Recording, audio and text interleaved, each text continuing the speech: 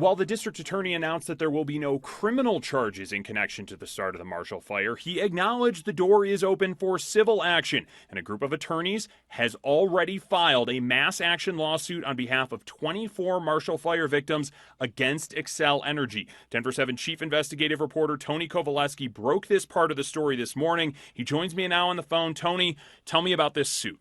Lawsuit means is they've got several families that are saying, we did learn Xcel was the second ignition site. It was the wire that was dangling from a power pole that sparks hit ignition items below, grasses and so forth, and obviously the high winds contributed. So that's where they are, Jason. It's a different bar. The civil bar much lower than the criminal bar.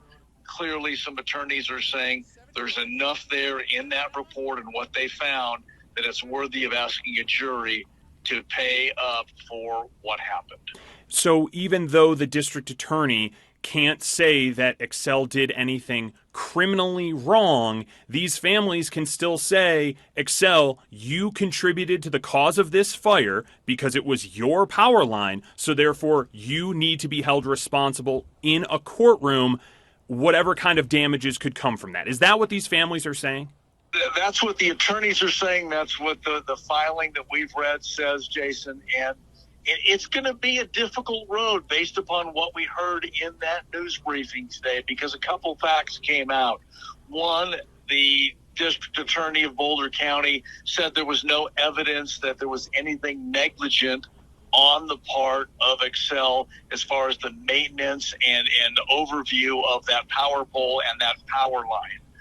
So that's a high bar, even in a civil case, for them to get beyond. And then the second thing, I asked the question during the news briefing, is there a way that you were able to determine in this investigation which ignition point, the barn that started the first part of the fire or the power line, which ignition point caused damage to which house? And they said no. So that also opens doors for defense attorneys to say, hey, you don't know if it was the Xcel power line or if it was the fire that started near the barn. So they're confident enough. They filed paperwork. They believe that there's negligence on the part of Xcel. Obviously, it'll be a jury that makes that ultimate decision.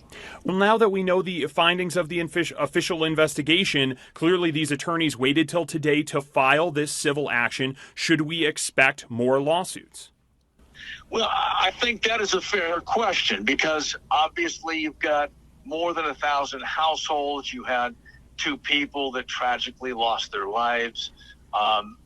Yes, I mean, it's very, very early. This is not a surprise that filings have already happened. It would not be surprising if more families, more lawsuits are filed.